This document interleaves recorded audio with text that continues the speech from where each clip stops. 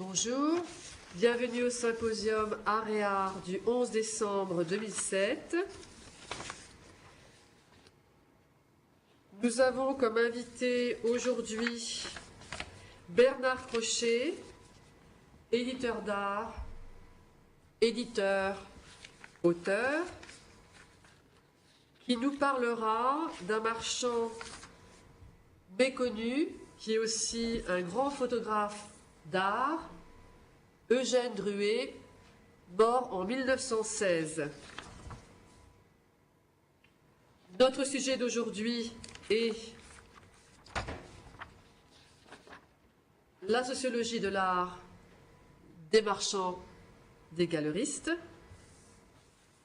Et j'emboîterai le pas à Bernard Crochet pour une visioconférence, donc pour une communication à partir du numéro 10 de la collection Art et Art, volume 2, qui est ce volume, qui s'appelle Portrait de marchand d'art, Paris 1851 à 2007, qui est le volume 2 sur la série des marchands, et qui traite des marchands suivants: Bénézite, les Carrés, donc les Bénézite, les Carrés, Iris Clair, Lia Grand-Miller, Canveller et Léris, les Rosenberg, Stadler, U2, Vollard, les Wittgenstein et ASC.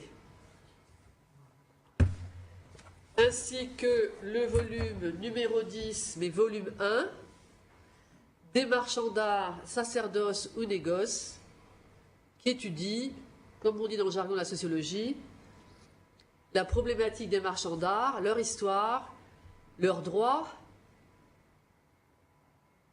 Donc collection Art et Art, qui, je vous le dis aujourd'hui, c'est une bonne nouvelle, parce qu'il a fallu beaucoup se battre pour l'obtenir. Notre collection est désormais visible sur Electre, et elle est aussi vendue par Amazon.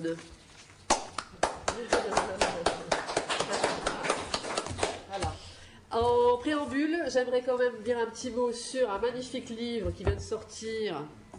Et Marie-Hélène, qui est parmi nous, et à l'origine, notamment avec une équipe formidable, un magnifique Gus Boffa, le livre de la guerre de 100 ans, aux éditions Cornelius, un magnifique livre, d'après ce que j'ai pu en voir, avec des magnifiques dessins de Gus Boffa. Voilà. Et on nous annonce aussi un travail de Cosette Pataro sur Saint-Jacob. Voilà. C'est un portrait par Cosette Pataro de Saint-Jacob, et qui cite le carnet AD, poésie de Gallimard. Voilà. Et je donne donc la parole à notre invité du jour qui nous présente un livre formidable que j'ai eu beaucoup de mal à trouver ce livre et à rencontrer notre ami Bernard Crochet, parce qu'il est le seul à avoir écrit un mémoire remarquable sur ce marchand oublié, mais qui était un marchand merveilleux. J'ai pu me rendre compte lors de mes recherches. Il fait partie de ces marchands qui sont plus, on dira, dans le sacerdoce que le négoce. Et notamment, il était un photographe remarquable, photographe d'art remarquable. J'ai voulu vous apporter ici des photos que j'ai, des tirages photographiques magnifiques. Malheureusement, le format était beaucoup trop important, puisque ce sont des photos qui sont minimum formées. Voilà. Donc, elles ne seraient pas passées sur le banc de titre. C'est bien dommage, parce que le procédé Druet est un procédé absolument magnifique, qui est d'ailleurs dans de grandes collections maintenant. Oui. Hein, voilà. Donc, je donne la parole à Bernard Crochet. Merci, bonjour. J'ai été engagé donc en 1967 par la réunion des musées nationaux. Oui, vous m'entendez? le service photographique de la Réunion des musées nationaux pour m'occuper du répertoriage et de l'identification du fonds Drouet-Vizabona. Donc c'est un fonds photographique de plus de 120 000 plaques sur verre à ce moment-là, de dimensions assez inusitées, puisque certaines plaques font 50 sur 60 cm. Donc une belle vitre. J'ai été engagé en fait primitivement pour faire mon stage de muséologie, donc à la Réunion des musées nationaux qui se trouvait à ce moment-là à Versailles, au château de Versailles.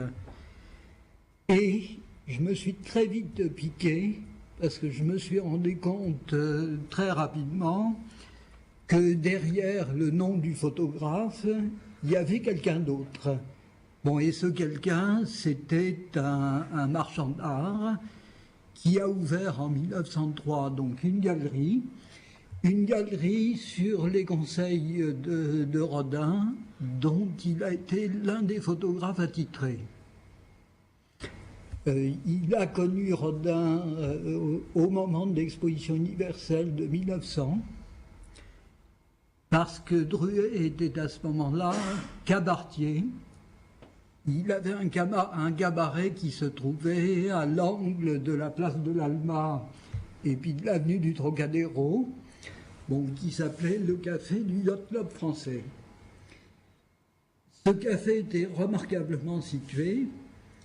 Il était juste à côté de l'exposition universelle. Et il se trouve que Rodin avait un pavillon à l'exposition universelle. Donc les deux hommes ont fait connaissance à ce moment-là par l'intermédiaire d'une omelette au départ. C'est-à-dire que Rodin cherchait un endroit pour manger rapidement et primitivement, le café en question du Yacht Club français ne servait pas de repas, mais Rodin était grand amateur d'omelettes. Donc si Rodin n'avait pas été amateur d'omelette, peut-être n'aurait-il pas connu Drouet, et peut-être que Drouet ne serait pas devenu marchand de tableaux. Bref, les deux hommes ont sympathisé. Drouet est devenu donc l'un des photographes principaux de Rodin, et Rodin très vite lui a servi de conseil. À vrai dire, Drouet n'était pas un ignorant en matière d'art quand il a rencontré Rodin, parce qu'il avait déjà été initié à l'art et à la photographie depuis quelques années, depuis 1893 exactement, par un de ses amis ingénieurs. Une fois qu'il a connu Rodin, les choses sont allées assez vite, puisqu'il a ouvert sa galerie en 1903. Elle était d'abord située 114 rue du Faubourg Saint-Honoré, presque au coin de l'avenue Matignon et de la rue du Faubourg Saint-Honoré, donc pratiquement à l'emplacement de la galerie Bernenschen actuelle. Et puis, quelques années plus tard, en 1910, il a transféré sa galerie au 20 rue Royale. Elle est restée ouverte jusqu'en 1939, date à laquelle les derniers propriétaires l'ont fermée définitivement. Et il y a eu à ce moment-là, donc en 1939, une grande vente des tableaux et autres œuvres d'art encore propriété de la galerie Drouet, qui a été l'une des principales ventes de l'époque. Alors, donc Drouet, quand il est arrivé sur le marché de l'art, c'était trop tard au niveau des impressionnistes. bon, les impressionnistes principaux étaient déjà en contrat avec bon, Durand-Ruel, Bernheim Jeune, Georges Petit, bon, Bousseau et Valadon et quelques autres galeries. Donc c'était trop tard pour ça.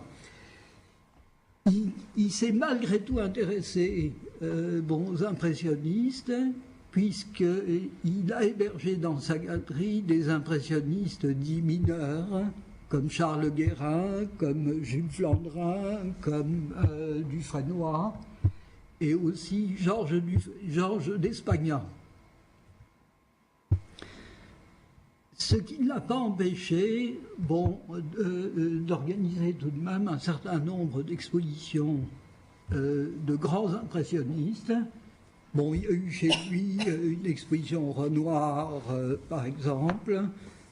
Par contre, certains impressionnistes comme Manet ou comme Monet ou Van Gogh n'ont pratiquement jamais été exposés chez lui. Ce qui ne l'a pas empêché de photographier ses œuvres et aussi d'en avoir quelques-unes dans ses collections. En fait, la personnalité de Drouet est encore assez difficile à cerner, parce que bon, les témoignages en ce qui le concerne ne sont pas très très nombreux. Il y a tout de même un assez grand mystère derrière sa personnalité, parce que bon, il était très lié surtout avec le groupe des Nabis. Bon, le groupe des Nabis, c'est Maurice Denis, c'est bon, Roussel, c'est Maurice Selberg, c'est Rusier, donc des gens comme ça. Et non seulement il était très lié avec les peintres Nabis et symbolistes, mais en plus il participait régulièrement aux réunions de Maurice Denis, à son prieuré de Saint-Germain-en-Laye. Donc pendant ces réunions, il rencontrait des gens comme bon, ben, Ambroise Vollard notamment, son grand concurrent avec Bernheim et puis Durand-Ruel, mais il rencontrait aussi bon, des artistes, bon, donc les artistes du groupe à proprement parler, des écrivains comme Maeterlinck, Verhaeren, Octave Mirbeau, des critiques d'art, des musiciens, bon, tous les grands musiciens de l'époque, à commencer par Debussy, Ravel, Ducasse, étaient des habitués des soirées du prieuré. Donc Drouet était très lié à tous ces gens-là, et il était également très lié à de grands acheteurs d'œuvres bon, symbolistes et nabis, comme les Leroll, comme Marcel Samba, le grand homme politique, l'un des grands hommes politiques de l'époque. Donc c'est quelqu'un qui frayait beaucoup dans tous ces milieux. Et c'est très curieux parce que bon, il a été donc l'un des meilleurs amis de Maurice Denis, par exemple, ou même d'André Gide. Et aussi bien André Gide que Maurice Denis ne parlent pratiquement pas de lui dans son journal, alors qu'il les a côtoyés pendant plus de 20 ans.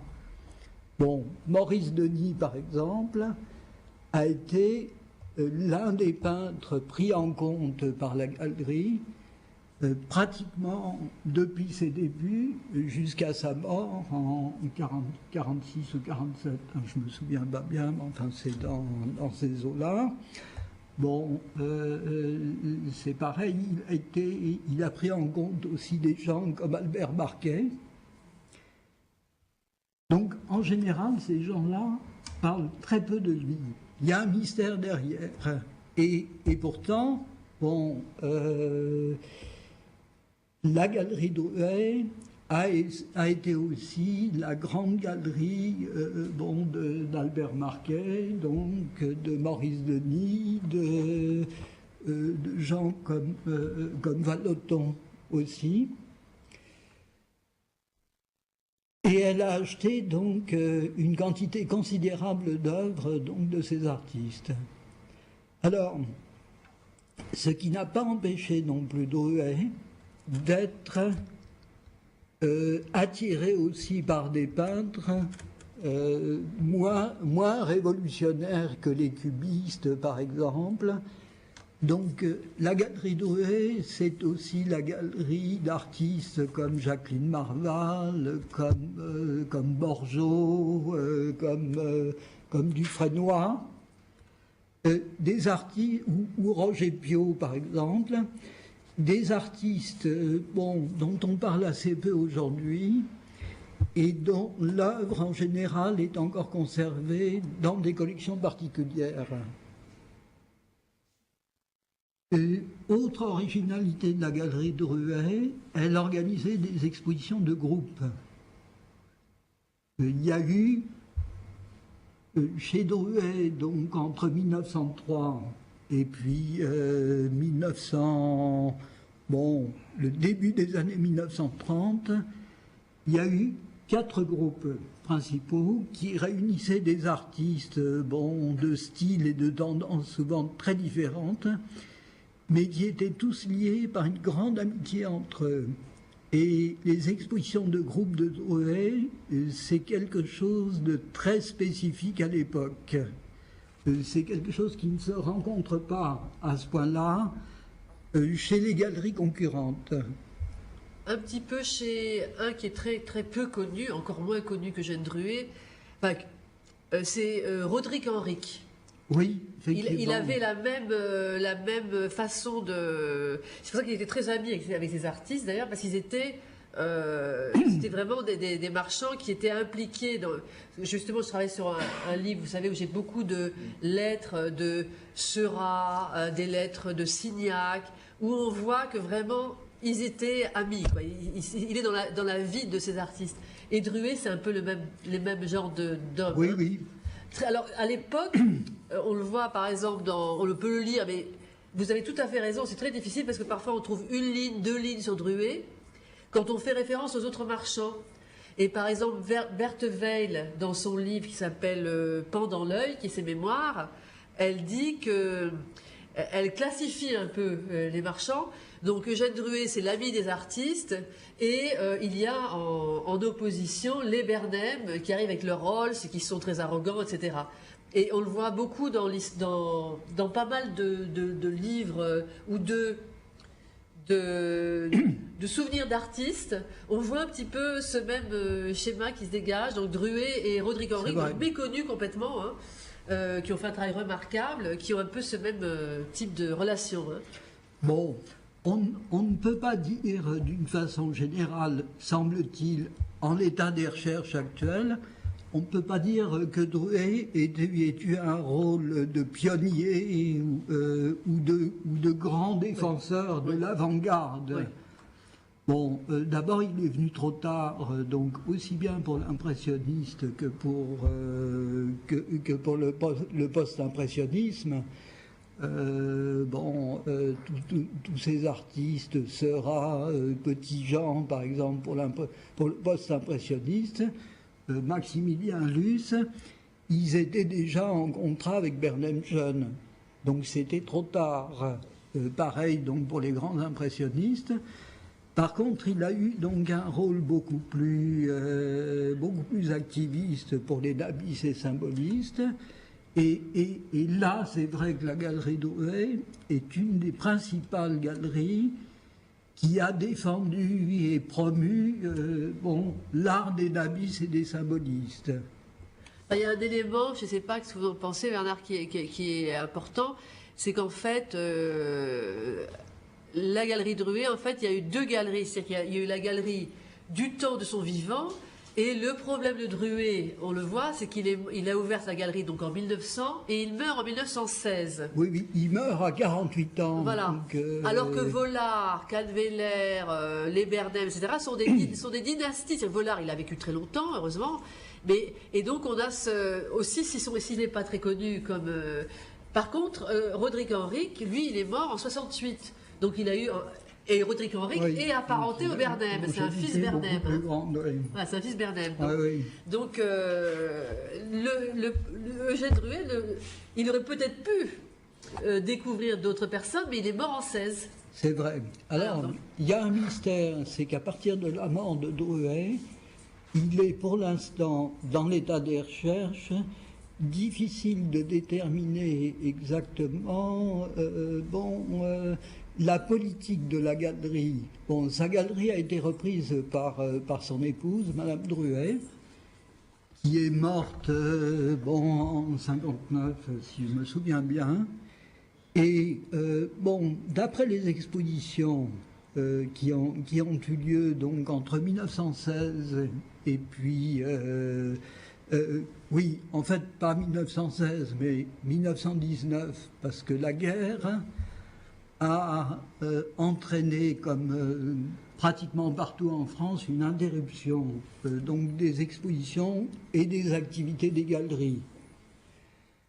Donc, entre 1918 et puis 1939, date de la fermeture de la galerie, il est difficile de discerner exactement quel est l'activisme de Madame Drouet et de son successeur, Monsieur Keller.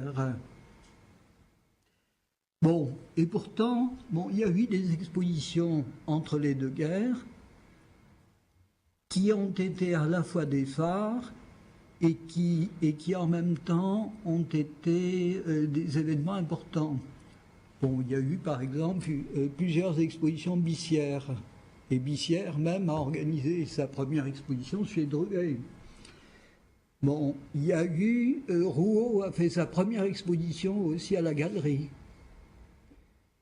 Mais c'est pas rien, Rouault, quand même. Hein. Donc c'est pas rien, oui. Parce que pourtant, Rouault était avant chez Vollard. Oui, effectivement. Non, il était très très... Oh, mais il n'a fait qu'une très courte apparition chez Drouet, puisque c'est sa seule apparition. Bon, pareil, Matisse, qui était déjà en contrat avec Bernheim Jeune, a fait quelques expositions aussi chez Drouet. Donc, en fait, Drouet a accueilli tout de même, la plupart des artistes en vogue entre les deux guerres. On retrouve aussi les noms de Van Dongen, même Van Gogh, effectivement, oui. Qu'est-ce qu'on retrouve encore comme nom? Odilon Redon. Odilon Redon, à plusieurs reprises, ce qui n'est pas étonnant, puisque les Nabis se reconnaissaient donc de l'exemple d'Odilon Redon. Donc Odilon Redon a fait quatre expositions à la galerie. Oui. Et Vallotton, plusieurs fois. Alors, Vallotton, qui lui-même était en contrat avec Bernheim Jeune, a fait plusieurs, a été même l'un des artistes attitrés de la galerie. Tout à fait, oui. Depuis son arrivée en France, Vallotton était d'origine suisse, comme vous le savez, depuis son arrivée en France, jusqu'à sa prise en compte par la galerie Vallotton, et puis des Bernheim. Alors, ce qui se passe, c'est que Drouet a eu quelques contrats communs avec Bernheim Jeune, pour certains artistes. Ça a été le cas, par exemple, pour Marquet, qui est un des artistes les plus représentés chez Drouet, mais qui avait un contrat donc aussi avec Bernheim Jeune. C'est le cas aussi de gens comme donc Vallotton, bien sûr. Qu'est-ce qu'il y avait encore? Oui. Mais là où il est extrêmement intéressant, c'est son travail, on va dire, parallèle. Parce que là où Eugène Drouet est très intéressant, même en tant que photographe d'art, c'est que sa spécialité, ce n'est pas de photographier la Tour Eiffel ou que sais-je, il est photographe d'art, d'œuvres d'art. Et il a un procédé qui s'appelle le procédé Drouet, qui est un velouté, enfin je trouve pour les tirages par exemple que je connais, remarquable. Oui, effectivement. Sur les photos Drouet, quand vous avez une reproduction d'œuvre avec une palette de couleurs posée au couteau, par exemple, avec beaucoup de relief, et bien sur les photographies Drouet, ça apparaît d'une façon très très nette. C'est magnifique. Plus nette souvent que les autres photographies prises à l'époque, comme par exemple Braun ou Bulloz. Bon, Bulloz qui était lui-même un autre photographe de Rodin. Alors, ce qui est intéressant aussi dans les archives Drouet, c'est que souvent, elle reproduit des œuvres qui ont complètement disparu de la circulation depuis la guerre, par exemple. Bon, il a beaucoup photographié des œuvres d'art qui étaient dans des collections hongroises, tchèques, et qui ont disparu totalement de la circulation au moment de l'invasion de ces pays par l'armée rouge, entre janvier 1944 et puis, oui, pardon, est-ce que je dis non, décembre 1944 et puis mai 1945. Donc, il y a des œuvres d'art qui ne sont plus connues que par des photos de Drouet.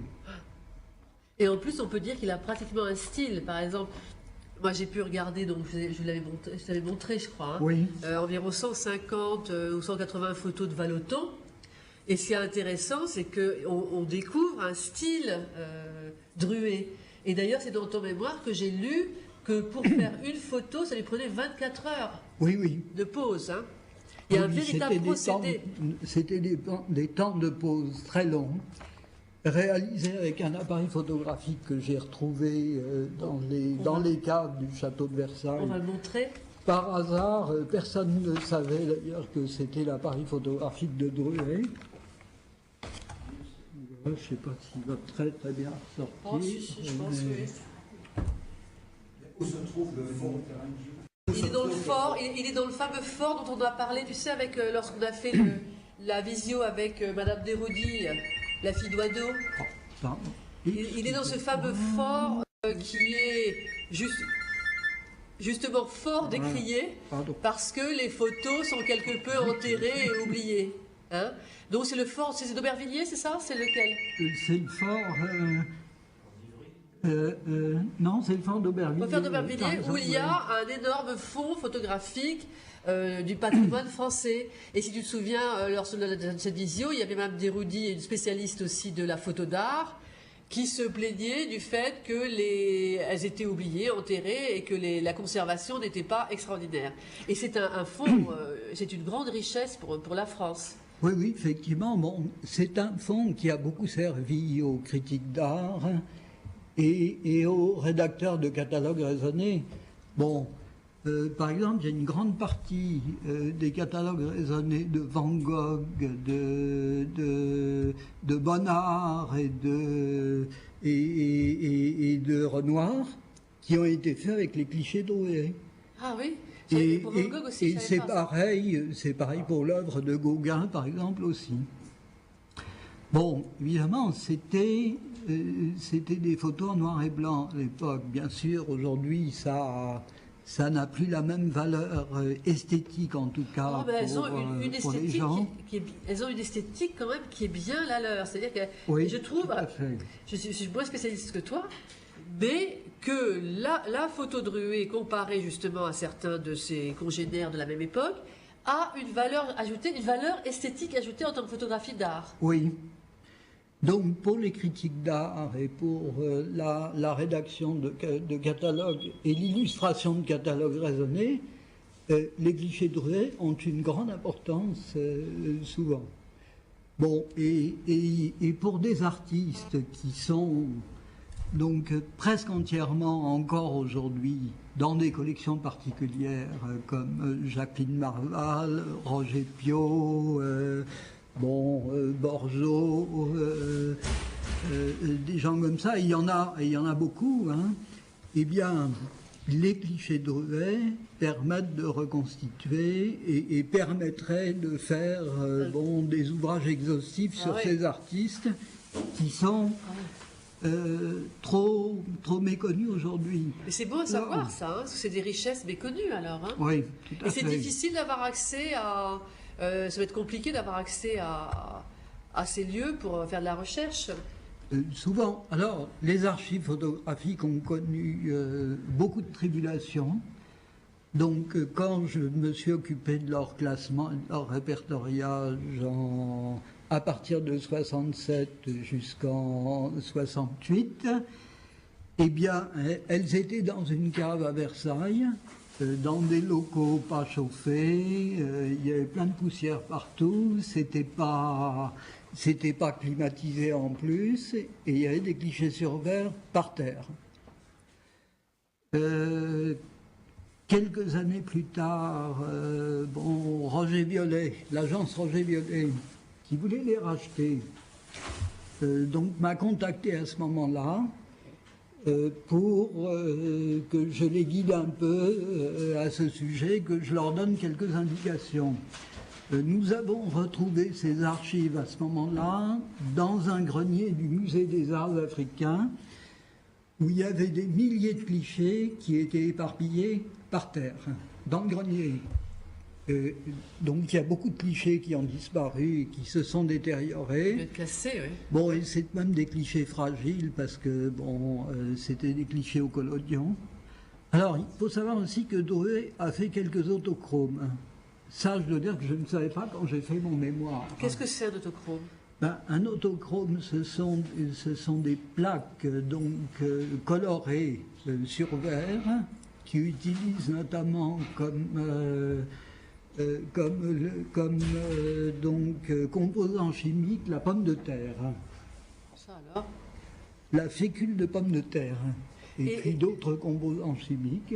Et là, c'est donc le portrait de Drouet que tu as mis dans ton mémoire. Drouet, malgré tout, a été portraituré. On a un portrait de lui par Bonnard que j'ai retrouvé chez sa fille, Madame Godet, qui est morte depuis, mais que j'ai rencontrée donc pour ce mémoire.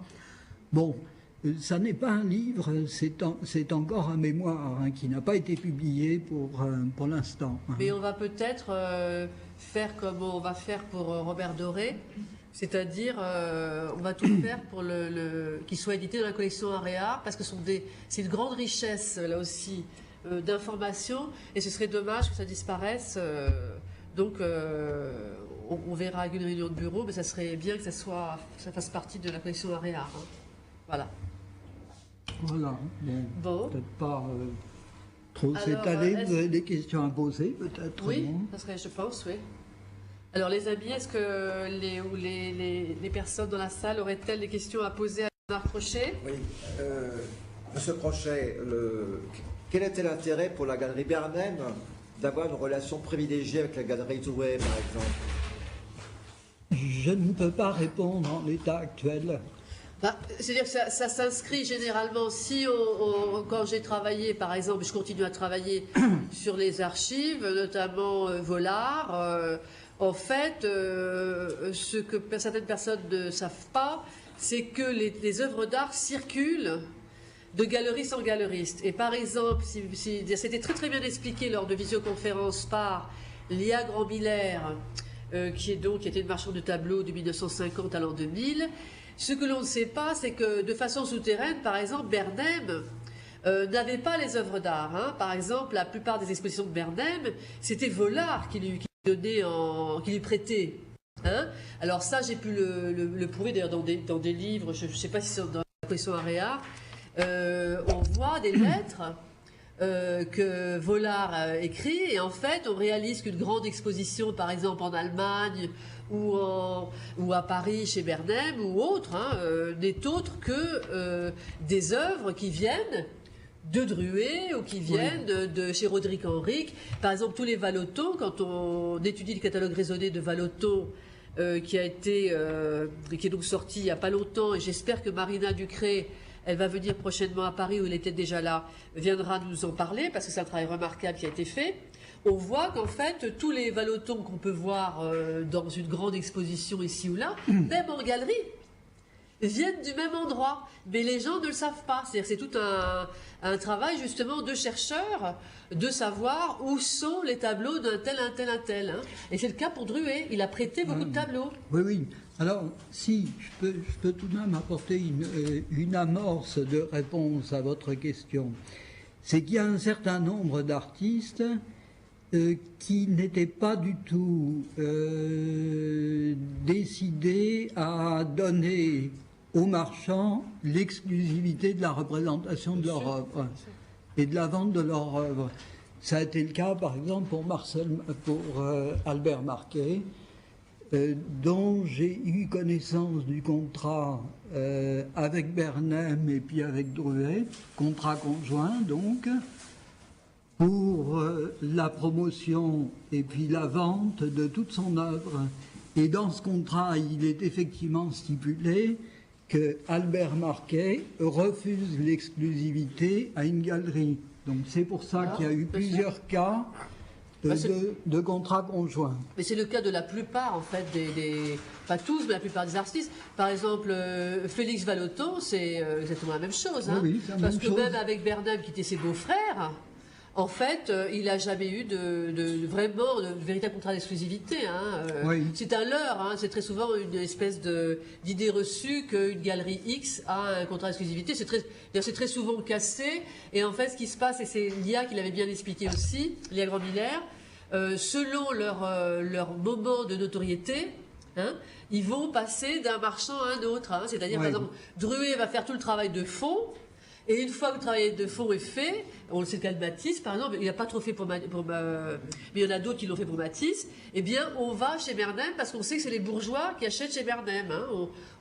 Mais ça n'a pas tellement changé, en fait. C'est toujours le même schéma. Hein. Enfin, je suis passé devant chez Bernheim il y a 3 jours et Oui. il y a toujours une référence de petit catalogue Druet dans la vitrine côté Matignon. Ah oui. Ça c'est intéressant, oui. Je savais pas Et vu ça. en fait, est-ce que c'est pas Bernheim qui a repris le fond de la Non. galerie Druet? Non, pas du tout. Non. C'est que Druet, déjà, moi, je ne sais plus, j'ai trouvé ça dans des. Tu sais, parce que comme je m'intéressais. Parce qu'en fait, on s'est rencontrés avec Bernard, parce que je m'intéressais à Druet, et dans des archives, j'ai trouvé ce mémoire-là. Enfin, j'ai trouvé les références de ce mémoire, et donc j'ai cherché désespérément Bernard. Et c'est comme ça que j'ai trouvé le seul spécialiste de Druet, que vous avez la chance de rencontrer aujourd'hui.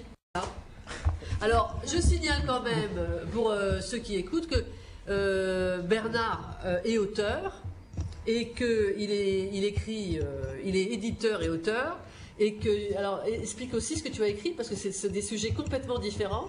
En fait, oui. Bon, il se trouve que après ma thèse du Louvre, bon, d'abord je me suis marié, et puis ensuite de ça, plutôt que de suivre la filière pour devenir conservateur de musée, eh bien, j'ai bifurqué vers l'édition. Et je suis rentré chez Larousse, où je suis resté 22 ans comme documentaliste, iconographe et texte, et comme auteur et rédacteur. Et chez Larousse, j'ai fait des choses totalement différentes, parce que, bon, tout service iconographique était composé de documentalistes. À l'époque, il y avait encore un service iconographique, avec du monde. C'était entre 69 et puis 91. Bon, et tout le monde, donc, chez Larousse, était surtout attiré par l'art, l'archéologie, l'histoire. Il y avait une place à prendre pour s'occuper de sciences et techniques, de questions militaires, et de choses comme ça.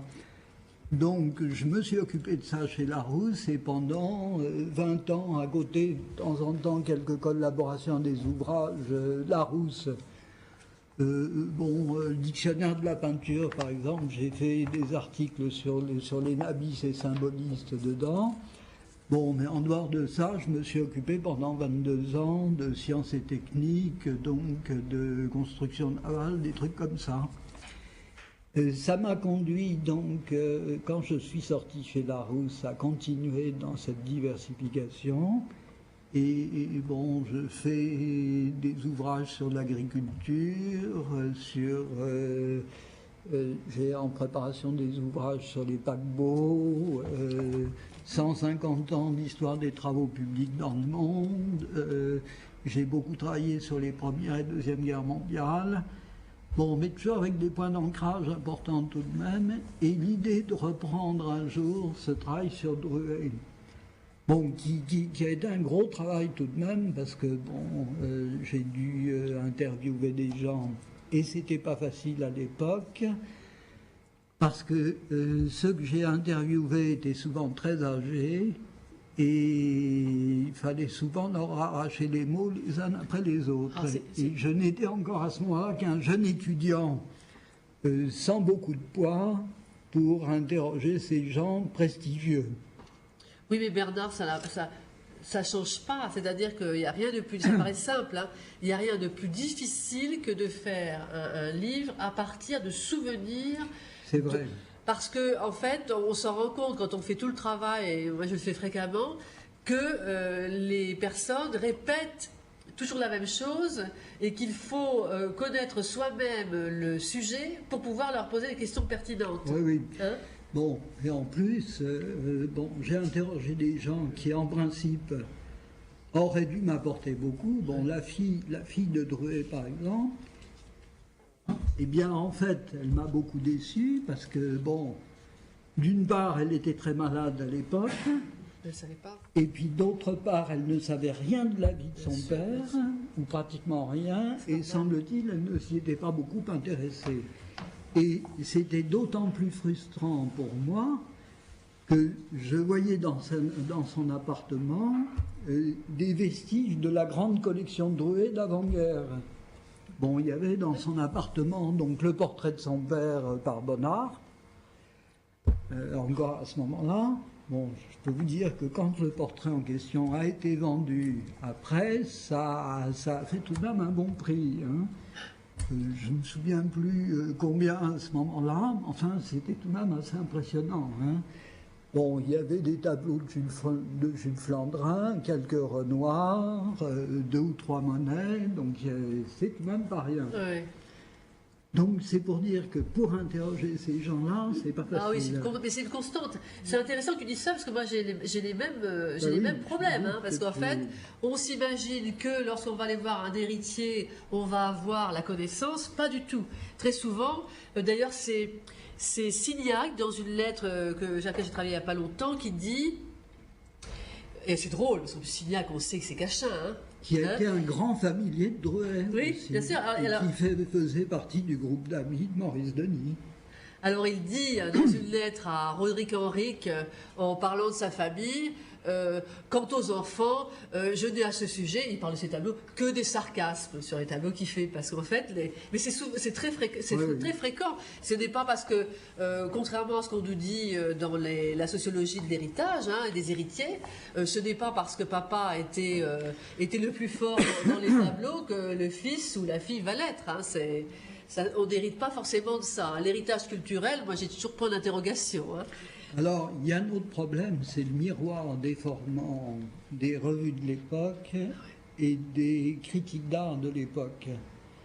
Bon, moi j'ai été très étonné quand j'ai fait ce travail sur Drouet, de l'approche très superficielle, voire du silence total de certains grands critiques d'art de l'époque, comme Camille Mauclerc, Georges Charançol, au sujet de Drouet.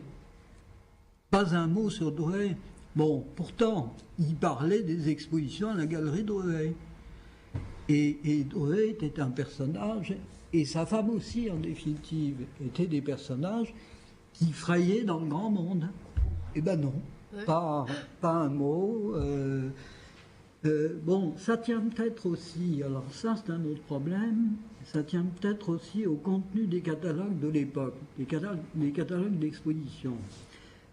La plupart des catalogues d'exposition de Drouet que j'ai retrouvés, en fait, ce ne sont pas des catalogues, ce sont des livrets qui se contentent de mentionner la liste des œuvres exposées, avec éventuellement la dimension des tableaux et puis le titre du tableau, le nom de l'artiste, et puis c'est tout. Oui, mais c'était pas une question économique. Parce que Druet, comme, je ne sais pas comment c'était, mais par exemple, Roderick Henrique, même s'il était le fils Bernheim, en fait, il était aussi le beau-fils de Vallotton, puisque sa mère a épousé, sa mère était une fille Bernheim. Ouais. Il vivait extrêmement simplement, et le personnage est fort sympathique, hein. Très très simplement, il a complètement fui l'influence Bernheim. Il vivait dans un tout petit appartement de 2 pièces. Il était lui-même, comment dire, par exemple, c'est lui qui a initié Josefowicz, qui est le grand collectionneur qu'on connaît, à l'art. Mais c'est-à-dire qu'il faisait comme nous on fait encore aujourd'hui. Il y avait quelqu'un qui venait et qui passait 4 heures, 5 heures à 6 heures avec lui à discuter sur l'art et pourquoi et comment ça se fait, etc. C'est ce même genre de personnage. Hein, donc, ce que tu dis qui est intéressant pour les critiques, c'est que on le voit historiquement aussi bien dans le passé que on le voit par exemple avec, comment il s'appelle pour Roderick Henrique, celui qui Fénéon. Oui, bon. Félix Fénéon, qui a été l'un des directeurs de la galerie Bernheim. Voilà. Alors Fénéon, voilà. Ce qui là illustre un peu un rôle ambigu voilà. Des critiques d'art. Hein, alors exactement. Parce qu'ils sont jugés partis en même temps. Voilà. Alors ce qui est drôle, ce que tu dis, c'est très intéressant, parce que justement, pardon, je voulais prendre l'exemple de Fénéon pour dire ça, c'est que Fénéon a beaucoup, Roderick Henrique l'a beaucoup fait travailler. Mais le critique d'art, si tu veux, il a une espèce il a aussi un grand égocentrisme, oui. C'est-à-dire qu'il veut être reconnu comme l'auteur en soi, et même s'il ne risque rien, parce qu'il risque juste son bout de papier et sa plume, alors que le marchand il risque tout, sa vie, ses économies, sa structure, etc. Bon, il ne veut absolument jamais faire référence au marchand qui a soutenu l'artiste. Alors, on le voit très fréquemment dans les écrits, ça. Je crois que tu appuies sur l'un des complexes que font les critiques d'art. Complexe d'infériorité vis-à-vis des écrivains et vis-à-vis des artistes, souvent. Enfin, je ne sais pas si vous êtes d'accord avec... Les critiques d'art littéraires... Attends, s'il te plaît, voilà. On n'entend rien. Oui. Les critiques d'art littéraire et les critiques d'art peinture sont quand même 2 mondes différents. Non, c'est des questions en principe, de territoire. Mais pas toujours, parce que Fénéon a écrit des romans aussi, il a écrit des contes, je crois. Donc, il a vécu très longtemps, Fénéon. Et puis après tout, parmi les critiques d'art, on trouve des gens comme... Metterlinck de temps en temps, Verhaeren, Mallarmé, bon. Mais chez Druet, c'est assez impressionnant. Il y a un mélange des genres hein, aussi. Ouais. Mais dans la galerie Druet, mais j'ai pas encore fait, comment dire, la séparation chronologique des textes, ou presque. Par exemple, pour Vallotton, c'était assez impressionnant le nombre de critiques d'art qui ont écrit, par exemple, sur lui, qui sont absolument inconnus aujourd'hui. Il y avait une myriade, c'est-à-dire qu'il faut surtout se resituer dans une période où la peinture était un univers vaste, prisé, avec des gens très cultivés, on n'y est plus du tout, où les critiques d'art il y en avait qui écrivaient à foison, hein. Il y avait dans tous les sens. Hein. Bon, il y avait beaucoup de revues d'art. Hein, voilà. Bon, il y a eu de vrais articles. À côté de revues d'art qui sont des phares de l'époque, comme par exemple L'Art Vivant. Bon, il y a une foisson de revues et de publications sur l'art, hein, entre les 2 guerres. Mais Marie-Hélène Grosso, justement, qui est spécialiste de Gus Boffa, on voit bien la myriade de revues formidables qu'il y avait dans le monde de l'art. Moi, je découvre ça, c'est extraordinaire, hein, parce que les gens lisaient beaucoup les articles. Et c'était gratuit, c'est-à-dire que les artistes... où les galeries ne devaient pas payer pour être dedans. Ce n'est qu'à partir des années 70 fin des années 70, début 80, que tout est devenu payant. C'est-à-dire que celui qui lit une revue d'art, il croit qu'il lit un article, et en fait, c'est de la publicité déguisée. Hein. Donc, on a eu un bouleversement à partir du début des années 80. Alors, ce qui distingue aussi la galerie Drouet, au point de vue photographique par exemple, c'est qu'en fait, c'est une galerie qui est en même temps une entreprise industrielle. Oui. Ah oui, c'est vrai. Drouet, il a une usine. Oui. Il a une usine en banlieue pour la fabrication des plaques au collodion. Et il a aussi un atelier d'impression pour ses albums grand format. Tout à fait. Qui reproduisent ses photographies. Tout à fait. Donc c'est à la fois une galerie, une entreprise industrielle, ce qui est encore assez rare à l'époque, si on accepte la galerie Braun par exemple, mais qui n'a pas une action de promotion des artistes sous forme de vente de leurs œuvres originales. Braun est un grand photographe, a des archives photographiques considérables, est une entreprise industrielle aussi. Mais ça n'est pas comme Drouet, une galerie d'art en même temps. Mais ça, alors une hypothèse, Bernard, c'est que dans toutes les, je me suis intéressée à la filiation, à la formation et au devenir des galeries. On remarque quand même qu'en France, à part Vollard, mais qui a commencé quand même au 19e, hein, c'est pas pareil. Oui. Toutes les galeries qui sont devenues pérennes, c'est parce qu'elles ont eu un métier à côté, tout comme les artistes. Quand on prend les mags, ils étaient aussi imprimeurs lithographes. Et ils ne vivaient pas, grâce à la galerie et aux expositions, jamais, ils vivaient par le deuxième métier. Ensuite, ils sont devenus très réputés, c'est parce qu'il y a eu Malraux qui a donné beaucoup d'aide, etc. Mais en règle générale, on le voit avec Drouin qui était marchand de couleurs. Justement, je l'ai fait dans la typologie des marchands, mais là, on va être court dans le temps, donc je ne ferai pas ma communication, je la ferai en décalé une autre fois. On observe, par exemple, Drouet, tu le sais mieux que moi, tu as pu travailler sur le sujet, mais à mon avis, il rentre dans le schéma des galeristes qui tiennent à avoir une belle galerie rue Royale ou autre, oui, mais pour ce faire, il faut qu'ils aient un deuxième métier, parce qu'à partir de certaines années, ils ne peuvent plus vivre qu'avec ça. Et tu posais la question des catalogues, par exemple. Pourquoi est-ce qu'ils ne font pas des grands catalogues? C'est parce que ça coûte très cher, oui, déjà à l'époque. Hein. Et ce n'est que... comme on dit souvent dans le jargon, les Berdem, les Canveller, ils prennent le train en route. Hein, parce que contrairement donc ils sont uniquement marchands. Ils ne sont pas découvreurs, ils ne sont pas galerie soutien. Et donc, si tu veux, Drouet comme Roderick Henrique, comme Vollard, c'était des galeries de soutien.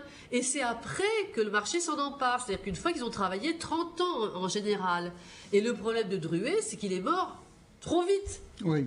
Et donc, il n'a pas pu faire c'est très intéressant. Chez les artistes, comme chez les galeristes, il faut qu'ils vivent 50 ans, en fait, 60 ans, pour arriver à vivre du travail accompli les 30 ans avant. Hein, c'est comme les artistes, à peu près. Hein. Mais donc, à travers les archives Drouet, on peut faire l'histoire de l'œuvre d'artistes qui ne sont pas du tout dans le circuit de l'art actuellement, qui sont restés chez des collections particulières ou dans des œuvres qui ont disparu au moment de la Deuxième Guerre mondiale, par exemple. C'est formidable, ça.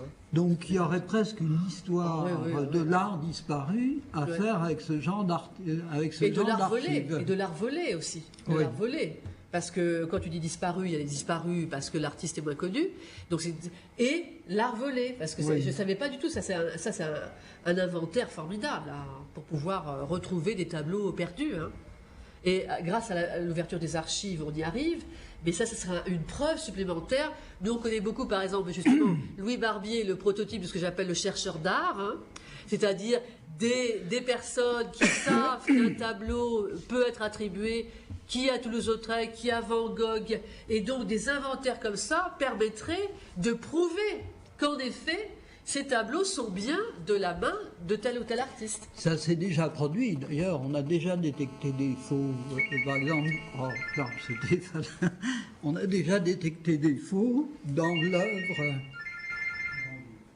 l'œuvre de Van Gogh à l'aide des clichés Drouet. Ouais, parce qu'en plus, c'est vrai qu'ils sont magnifiques et on peut bien analyser le tableau. Le noir et blanc est presque mieux, on pourrait dire, j'exagère, mais quelque part, il y a des nuances qu'on peut voir différemment. Effectivement. Ouais. Bon, Robert Doré, qui est donc le spécialiste d'Armand-Point. Je voulais faire une petite remarque sur les clichés couleur ou noir et blanc. Hein. Bien, monsieur Michel Laclotte, qui a une personnalité qu'on connaît, il préfère examiner des clichés en noir et blanc. Hein. Moi, je suis d'accord avec lui. Hein. Oui. Et on voit vraiment quand un tableau est bon, parce que des fois, si on peut être, comment dire, on peut se faire avoir entre guillemets par la couleur.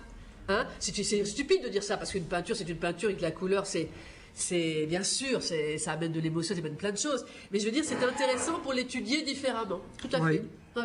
Et la photo d'art Drouet, moi je vous montrerai, j'en ai, et je suis tombée, c'est comme ça que je suis tombée amoureuse du travail de Drouet, en voyant, donc, on m'a montré plein de photos et je rentrais dans un univers à part, et je ne savais pas du tout que c'était un marchand de tableaux, pas du tout. Je l'ai découvert au fur et à mesure de la recherche, voilà. Et c'est grâce à ça, donc, j'ai pu rencontrer Bernard Crochet. Donc, avez-vous d'autres questions à poser? Je ne sais pas, on est dans les temps, Yvonne? Non, je sais, mais on est dans les temps, c'est à quelle heure ça commence? 6 heures. Ah, je sais, 6h30. Bon, alors je suis désolée, nous devons clore le débat. Donc, je confirme que je ferai une communication complémentaire sur les marchands de tableaux, sacerdoce ou des gosses, et donc les 2 volumes, et les marchands, justement, Cadveller, etc. Et je remercie infiniment Bernard Crochet, historien d'art, éditeur et auteur, pour sa participation. Et je vous dis donc à bientôt pour la prochaine visioconférence au mois de janvier. Et nous avons tout un programme pour l'année 2008 qui est donc disponible. Nous aurons notamment le salon de l'araignée qui sera présenté par Marie-Hélène Grosso, c'est la continuité de la première visioconférence. Nous aurons aussi Janine Varnaud qui nous fait le plaisir aussi, ainsi que Marie-Hélène, d'écrire un livre sur l'école de Paris dans la collection Art et Art. Janine Varnaud qui est très connue puisqu'elle est auteure aussi, comme Bernard, et qu'elle a été donc la grande plume du Figaro pendant de nombreuses années, pendant 40 ans, c'est ça? Et son père était le fameux André Varnaud, qui était aussi le grand journaliste. Donc on a là une richesse absolument iconographique et une richesse en texte absolument extraordinaire. Et on aura aussi un travail sur l'art singulier, et on va avoir un travail magnifique par Robert Doré, qui nous fait la grande gentillesse de nous donner sa thèse, qui va être en grande partie, pas tout à fait, mais quelques 400-500 pages qu'on lui donne, qui va être édité aussi dans la collection Art et Art, voilà, et qui va nous faire une très belle communication aussi, voilà. Donc ça, c'est pour le programme du début 2008, voilà. Donc je vous dis au revoir, à bientôt, je vous souhaite de bonnes fêtes de fin d'année, et on se retrouve donc au mois de janvier. À vous aussi.